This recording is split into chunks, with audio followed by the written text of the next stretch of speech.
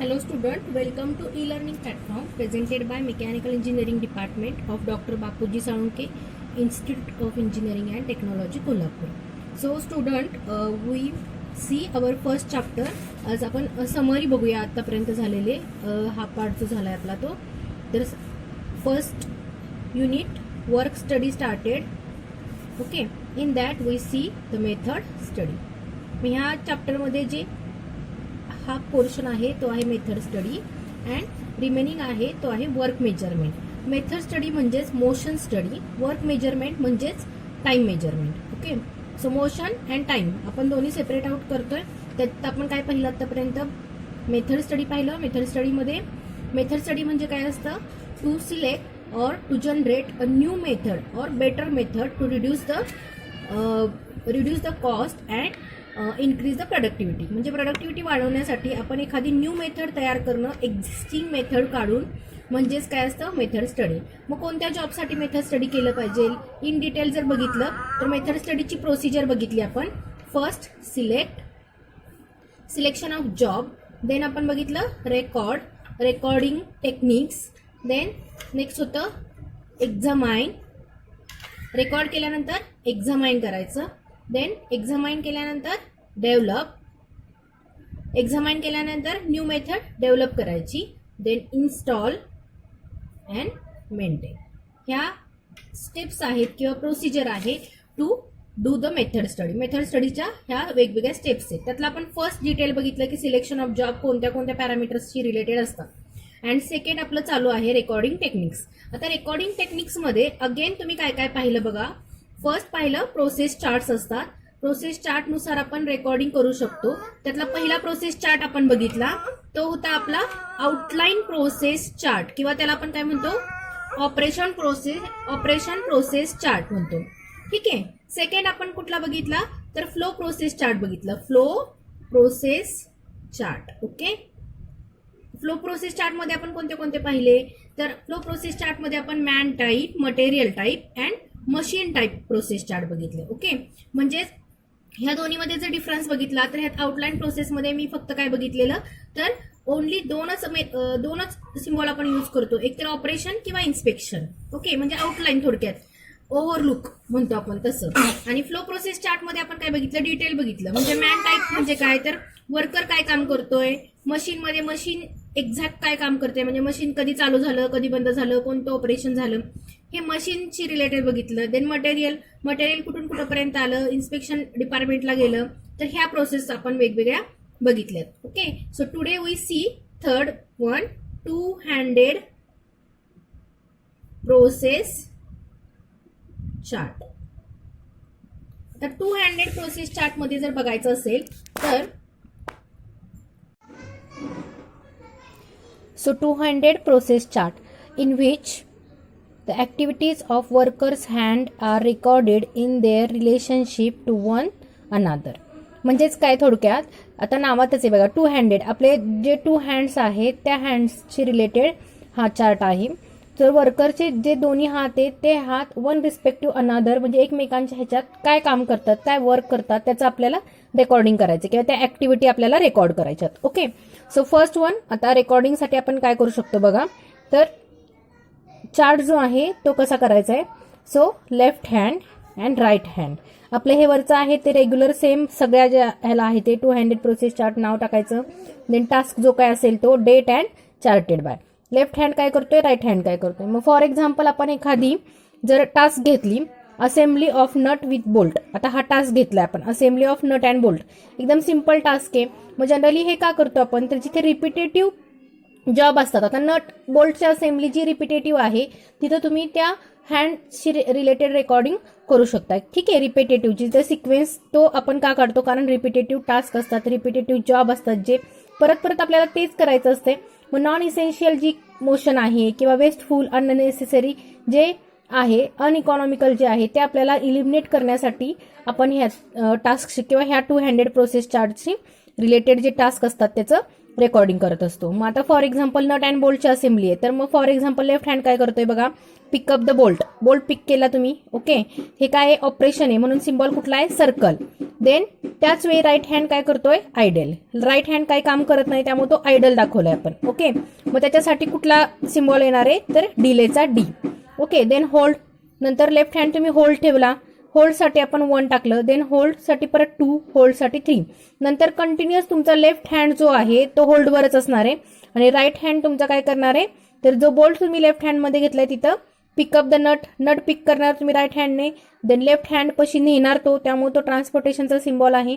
आणि असेंबल करणार, screw up करणार. म्हणजे सिम्पल आहे, पण ते तुम्ही सिक्वेन्स वाईज छोट्या छोट्या ज्या प्रोसेस आहेत त्या तुम्ही काय केल्यात, रेकॉर्ड केल्यात.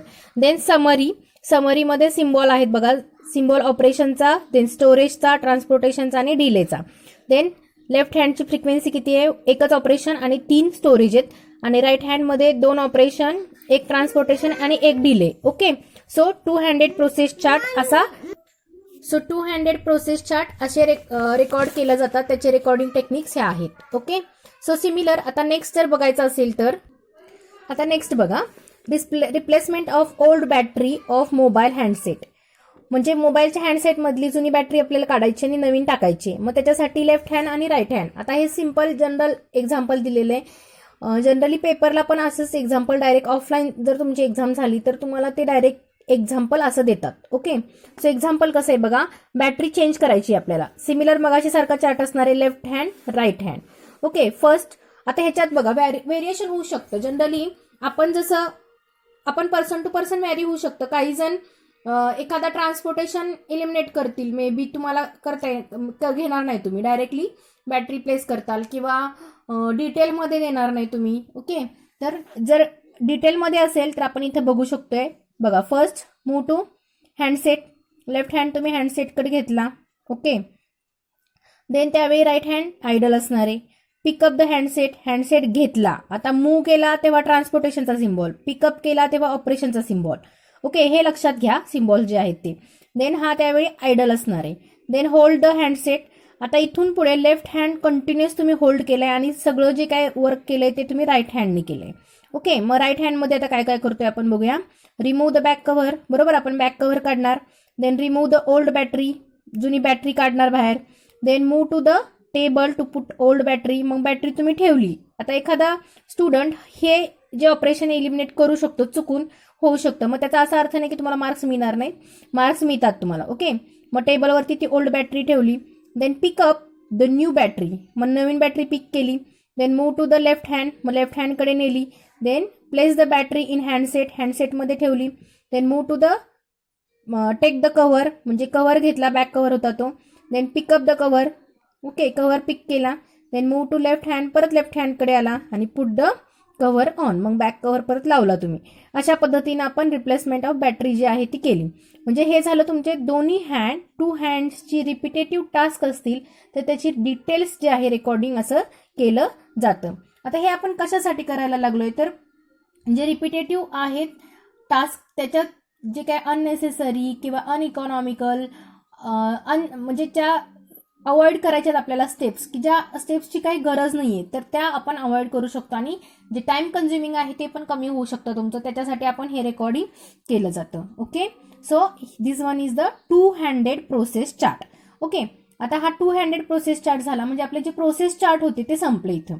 ओके, म्हणजेच प्रोसेस चार्ट नंतर आपण जे मोशनशी रिलेटेड होते किंवा रेकॉर्डिंग जे डिटेलमध्ये आपण सिक्वेन्सशी रिलेटेड होते की सिक्वेन्स वाईज आपण करत होतो ते. आता आपल्याला टाइमशी रिलेटेड जे आहेत, टाइम स्केलशी रिलेटेड ते बघणार आहे आपण.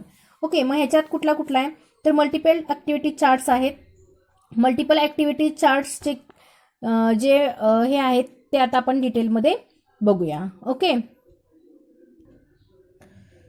सो आता बघा, multiple activity chart generally workers जे आहेत ते नंबर ऑफ ग्रुप्समध्ये काम करतात, नंबर ऑफ वेगवेगळ्या मशीनवरती काम करतात. म्हणजे असं असतं एखाद्या वेळेस, आता मी ऐकलं आहे की एक वर्कर 2 मशीनवरती काम करतो, बरोबर, किंवा नंबर ऑफ वर्कर्स आहेत आणि 4 वर्कर आहेत एकाच मशीनवरती काम करतात. मग तो जो चार्ट आहे तो म्हणजे चार्ट आहे मल्टिपल ॲक्टिव्हिटी चार्ट. ओके, मग ह्याचे ऑब्जेक्टिव्ह किंवा एम काय, का करायचा हा multiple activity chart, to take the ideal time of machines and workers during the process.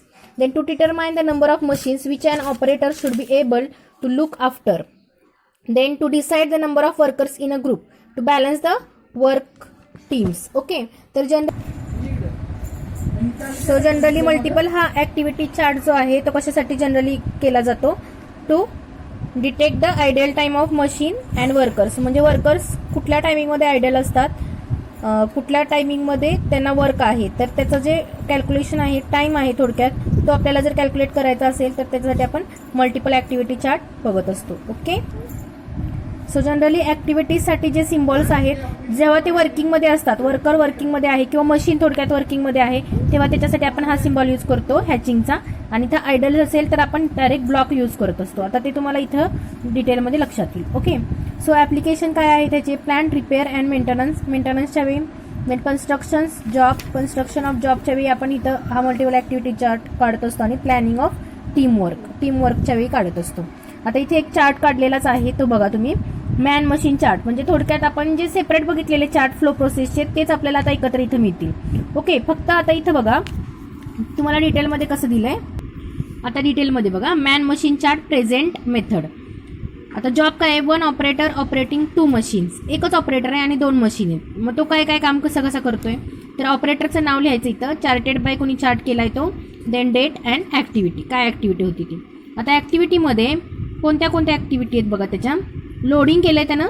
Okay, then machining, then unloading. म्हणजे जॉब जो आहे तो लोड केला, देन मशीनिंग केला आणि देन अनलोडिंग केलं. मशीन 1, मशीन 2 आणि त्याचे सिम्बॉल आहेत. ओके, आता मशीन 1 वरती लोडिंग 1 मिनिटात केलं, ठीक आहे. देन मशीनिंग 8 मिनिट केलं आणि अनलोडिंग 1 मिनिट केला. मशीन 2 वरती त्यानं 1 मिनिट लोडिंग केलं, मशीनिंग 5 मिनिट केलं आणि अनलोडिंग 1 मिनिट केलं.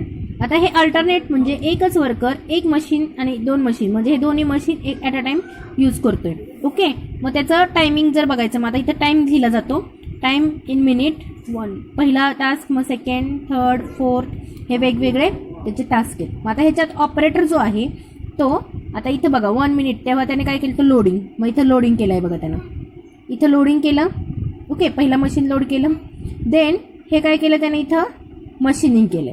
ओके, मशीनिंग केला, देन मशीन 1 वरती तो मशीनिंग केलाय, तेव्हा तो इथं आयडल होता. म्हणजे त्यानं इथं काय काम केलेलं नाही, नुसता आयडल राहिलाय. ओके, कधी, जेव्हा हे मशीनिंग चालू होतं. प्लस इथं मशीन 2ला त्यानं इथं लोड केला, इथं लोडिंग केलेलं आहे. ओके, जेव्हा इथं मशीन 1ला काम लावलं त्यानं काहीतरी, तेव्हा मशीन 2ला लोडिंग केला आणि परत इथं तो एवढ्या प्रोसेसमध्ये आयडल राहिलाय. देन थोड्या वेळानं जेव्हा इथलं काम झालं, मशीन 2चा 5 मिनिटात वर्क झाला तुमचा कंप्लीट, तेव्हा त्यानं अनलोड केला जॉब. ओके, मशीन 2चा जॉब जो आहे तो अनलोड केला, परत लगेच पुढचा जॉब लोड केला.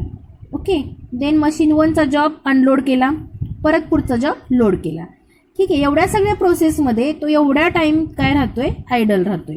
मग इथं हा आयडल राहिलेला टायमिंग आपण अजून कुठे यूज करू शकतो का, किंवा ह्या सगळ्या गोष्टी आहेत बघण्यासाठी आपण हा चार्ट रेकॉर्ड करत असतो. Okay, the chart name is multiple activity chart. Okay, ह्यालाच मल्टिपल ॲक्टिव्हिटी चार्ट असं म्हटलं जातं. ओके, आता नेक्स्ट लेक्चरमध्ये आपण नेक्स्ट चार्ट बघणार आहोत. तो आहे, मी फक्त जस्ट नाव सांगून ठेवते तुम्हाला, सीमो चार्ट, किंवा ह्यालाच म्हणतात सायमल्टेनियस मोशन चार्ट, सीमो चार्ट. तो आपण नेक्स्ट लेक्चरमध्ये बघूया. Okay, thank you.